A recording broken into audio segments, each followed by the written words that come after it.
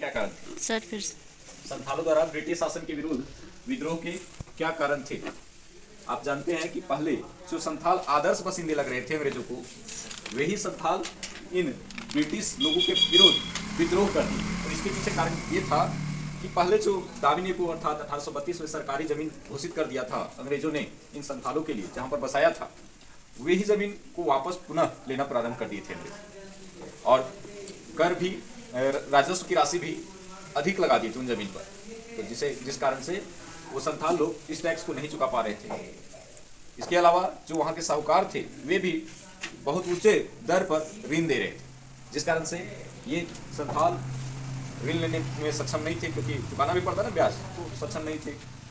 इसके अलावा जमींदार उन जमीनों पर अपना अधिकार का दावा कर रहा था। तो इस प्रकार से इन बाधाओं के कारण संथाल ब्रिटिश से नाराज हो गए और विद्रोह करने का योजना बनाया। 1850 के दशक आते आते ये महसूस करने लगे संथाल लोग कि जो जमीन हम लोग को दिया है अंग्रेजों ने, एक षड्यंत्र के दिया है, टैक्स वसूलने, खेती कराने के लिए दिया, लेकिन टैक्स वसूलने की नीयत से दिया, ये हमारा जमीन नहीं, कहीं ना कहीं ये छीन रहा है। जिस वजह से 1855 में आखिरकार जाकर सिद्धू मांझी के नेतृत्व में भगनाडीह में, संथाल परगना के भगनाडीह में एक सभा का आयोजन होता है।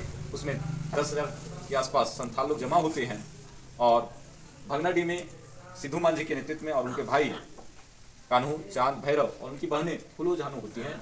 30 जून 1855 को एक संथाल परगना के भगनाडीह में एक सभा का आयोजन करते हैं और उसमें राजा की नियुक्ति होता है, जिसमें राजा बनाए जाते हैं, सिद्धू सेनापति बनाए जाते हैं, अलग अलग मतलब लोग का चुनाव होता है और फिर विद्रोह का घोषणा कर दिया जाता है। इस दिन सभी लोग विद्रोह ठान लिए और विद्रोह करना प्रारंभ कर दिया। इस दिन के बाद प्रश्न ये भी आता है कि संथाल विद्रोह के नेता कौन थे? तो संथाल विद्रोह के नेता सिद्धू मांझी थे। और संथाल विद्रोह कब हुआ? 1855 में हुआ। तो 55 से लेकर 56 तक होते रहा। लेकिन इस विद्रोह का परिणाम ये हुआ कि जो भागलपुर और बीरभूम अर्थात धनबाद वाला जो एरिया है, उन पूरे क्षेत्र को मिला के लगभग 55 वर्ग किलोमीटर का एरिया का चयन किया गया और वहां पर लगान संबंधी अलग नियम बनाए गए, जिसमें मतलब छूट दिया गया, बहुत हद तक छूट दिया गया, अलग नियम कानून बनाया गया। उन जिलों को मिलाकर लगभग 55 वर्ग किलोमीटर क्षेत्र को मिलाकर लगान संबंधी नए नियम बनाया गया, लगान संबंधी, और संथाल परगना का निर्माण किया गया, बीरभूम को मिलाकर और भागलपुर को मिलाकर। बीरभूम अर्थात धनबाद वाला एरिया और भागलपुर को जानते हैं जो अभी बिहार में, तो उनको मिलाकर एक नए क्षेत्र का निर्माण किया जहाँ लगान संबंधी अलग नियम बनाया गया। तब जाकर संथाल लोग संतुष्ट हुए और संथाल विद्रोह रुका। तो बम्बई दक्कन विद्रोह 12 मई 1875 को हुआ। ये विद्रोह क्या था? बम्बई दक्कन विद्रोह क्या था? तो महाराष्ट्र में पड़ता है बम्बई, और वहां पर क्या हुआ, महाराष्ट्र के सुपा गांव के किसानों ने क्या किया कि साहूकारों के घरों को जलाना प्रारंभ कर दिया, उनके ऋण पत्रों को जलाना प्रारंभ कर दिया। क्यों? क्योंकि साहूकार का क्या काम होता है? ऋण देना। और वे क्या कर रहे थे? बहुत ऊंचे दर पर ऋण दे रहे थे। एक समय था कि इंग्लैंड में कपास जाता था अमेरिका से कपास जाता था, परंतु अमेरिका में जब गृह युद्ध हो गया तो भारत से कपास जाने लगा इंग्लैंड। तो यहाँ के किसानों ने खूब खेती किया कपास का, और इस दौरान साहूकार जो थे वो ऋण देने लगे खूब, ताकि ऋण देंगे, ये कपास बेचेगा ब्रिटेन में और हमारा पैसा वापस कर देगा। लेकिन एकाएक क्या हुआ कि अमेरिका में जो गृह युद्ध हो रहा था वो समाप्त हो गया, पुनः अमेरिका से कपास जाने लगा ब्रिटेन और भारत से नहीं जाने लगा। तो जो यहाँ के किसानों का फसल खेत में था वो खेत में ही पड़ा रह गया। तो ये फसल, इनका कपास बिकेगा नहीं तो पैसा कहाँ आएगा? नहीं आएगा। पैसा जब नहीं आएगा तो ये लोग साहूकार को कैसे चुकाएंगे? तो नहीं चुका पा रहे थे। ऐसे में क्या करने लगे, साहूकार की जबरदस्ती मांगने लगे, ऊंचा दर पर मांगने लगे, और क्या करने लगे कि फर्जी ऋण भी बनाने लगे। जैसे किसी का अगर 5 रुपया बाकी है कर्ज, तो उसको 15 बना दिया, 50 बना दिया, तो फर्जी ऋण। तो इससे परेशान हो गए महाराष्ट्र के सुपा गांव के किसान, साहूकारों की नीतियों से परेशान हो गए, और उन्होंने 12 मई 1875 को पूरा साहूकारों के घरों में आग लगाना प्रारंभ कर दिया। जितने भी साहूकार मिले उनके ऋण पत्र को फाड़ना प्रारंभ कर दिया, और यह खबर तुरंत आग की तरफ फैल गई, और देखते ही देखते यह महाराष्ट्र के सुपा गांव से पूरा पुणे तक इसी प्रकार की स्थिति हो गई, आगजनी हो गई। तो बाद में इस जो विद्रोह हुआ, इसकी जांच के लिए ब्रिटिश ने, अंग्रेजों ने एक आयोग गठित किया जिसका नाम है दक्कन दंगा आयोग। दक्कन दंगा आयोग रिपोर्ट बनाया कि ये विद्रोह क्यों हुआ।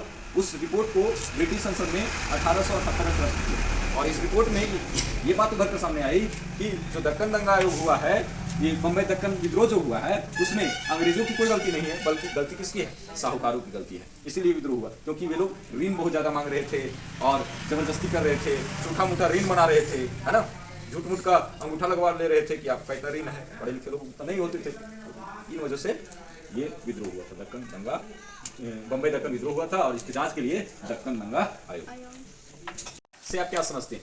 रैयतवाड़ी व्यवस्था, ये रैयतवाड़ी व्यवस्था 1820 के दशक में प्रारंभ किया गया और ये बम्बई दक्कन से प्रारंभ किया गया, यानी बम्बई, दक्षिण बम्बई से ये प्रारंभ किया गया रैयतवाड़ी व्यवस्था। ये इस बराबरी बंदोबस्त से अलग था। इसमें क्या किया गया कि राजस्व की राशि जमींदारों के साथ नहीं बल्कि किसानों के साथ तय की गई।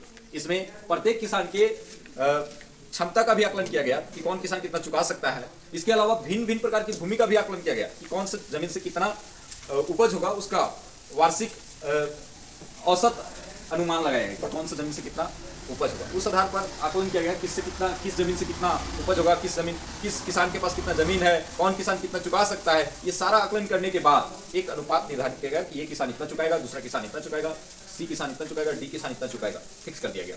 और ये हमेशा के लिए नहीं, इस मरारी बंदोबस्त में क्या था कि वो लाइफ टाइम के लिए सेट कर दिया गया था और शुरू से ही बढ़ा के किया गया था, लेकिन इसमें केवल 30 साल के लिए आकलन किया गया। इस रैयतवाड़ी व्यवस्था को तैयार करने वाले अर्थशास्त्री डेविड रिकार्डो थे। डेविड रिकार्डो इंपॉर्टेंट क्वेश्चन है कि रैयतवाड़ी व्यवस्था को तैयार करने वाले अर्थशास्त्री का क्या नाम है? David Ricardo. कब से प्रारंभ हुआ? 1820 में। इसमें किसानों के अलग अलग किसानों की क्षमता का आकलन किया जाता था, भिन्न भिन्न प्रकार की भूमि का सर्वेक्षण किया जाता था, एक अनुपात के रूप में प्रत्येक किसान को फिक्स कर दिया जाता था 30 साल के लिए आपको ये चुकाना है। उसके बाद पुनः 30 साल बाद फिर से हो, ठीक है। तो ये 1820 के दशक में प्रारंभ। एक है महालवाड़ी व्यवस्था। तो 3 प्रकार के राजस्व संबंधी देख रहे हैं। महालवाड़ी व्यवस्था कब प्रारंभ किया गया? तो 1833 में। और कहां से? मद्रास प्रेसिडेंसी। मद्रास प्रेसिडेंसी से। मद्रास प्रेसिडेंसी कहने का मतलब है मद्रास और उसके अगल बगल के जो क्षेत्र, जैसे आंध्र प्रदेश हो गया, तमिलनाडु हो गया, तो उन क्षेत्रों में महालवाड़ी व्यवस्था प्रारंभ किया गया। इसमें क्या होता था कि उस गांव के जो मुखिया होते थे, प्रत्येक मुखिया, जैसे उस गांव के अलग अलग मुखिया, तो वो राजस्व जमा करते थे, मतलब अपने गांव से कुछ इकट्ठा किए और जमा किए, ठीक है। तो महालवाड़ी व्यवस्था में मुखिया का राजस्व चुकाते थे, रैयतवाड़ी व्यवस्था में किसान चुकाते थे, और इस मरारी बंदोबस्त में डायरेक्ट कौन? जमींदार चुकाते थे, अंग्रेजों, ठीक है। तो ये चैप्टर फिनिश हो गया।